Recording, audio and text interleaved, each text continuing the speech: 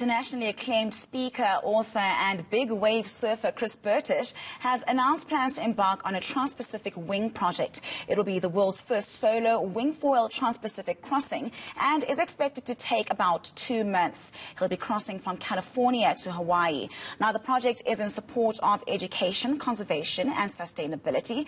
Back in 2017, Bertish made the world's first solo unsupported transatlantic stand-up paddle crossing. It garnered global attention and raised money for multiple charities.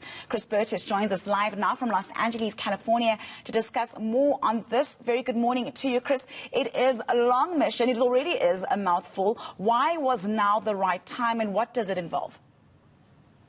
Thanks, Andy. Thanks very much for having me on the show. Yeah, it's an incredibly unique journey and a unique project. No one's crossed any ocean on a wingfoil before, so this will be the first of its type across anywhere, really. I think the longest distance actually gone before by wingfoil is only about 50 miles. So I'll be doing 2,850 miles. So it's quite a significant amount further. But I think, we all need hope right now. We all need hope and inspiration and motivation. And I think it's a great time to just show everybody and talk to everyone about how if we work together and we just take one day at a time, we can not only get through these challenging times in the pandemic, but when we come together and we support each other and we lift other people up, we can get through literally anything, even the seemingly impossible.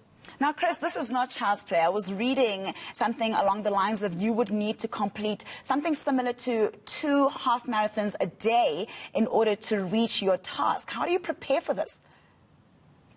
Yeah, it's actually roughly equivalent of about 2 full marathons a day. So, yeah, the objective would be to do about 60 miles, which is about 80 kilometers every day. That means that I'll probably have to cover a distance of probably wingfoiling between sort of 12 and 15 hours a day.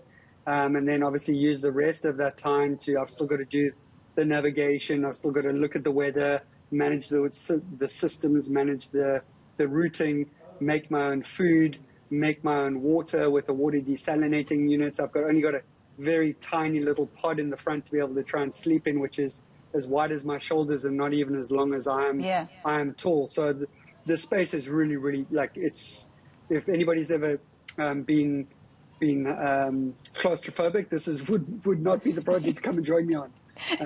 Not really any room in there, but it's all good for good causes, and it's not only there to remind us that we can do a lot more than we think, and we're a lot more resilient than we think we are. That if we take the opportunity to be able to, in these difficult times, to reset and look and see how we can help others and give back and support other people, so other charities, then it helps us get through challenging times. And I think it's just a really nice reminder that we all need to have purpose and use what we do and the gifts that we have and have an attitude of gratitude to be able to give back and lift other people up.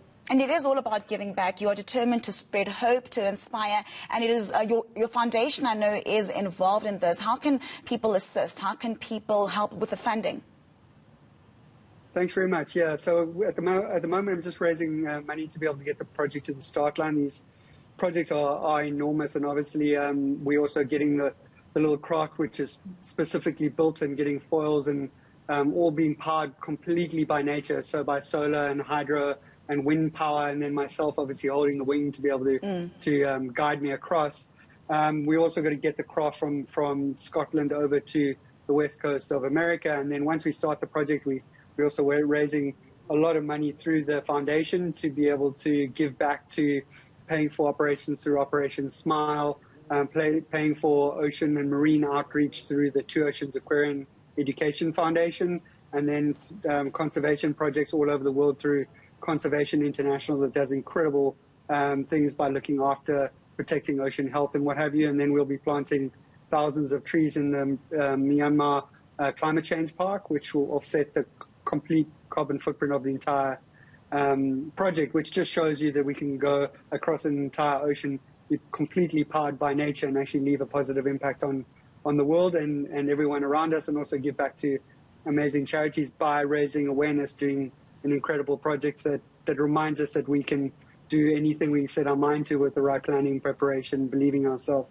and realizing that we can achieve everything we want in life if we really put our mind to it. Absolutely, Chris. And on that inspiring note, we're going to leave it there. Good luck. Better you than me. But we'll be keeping a close eye on you. That's Chris Bertish, a big wave surfer amongst many other things.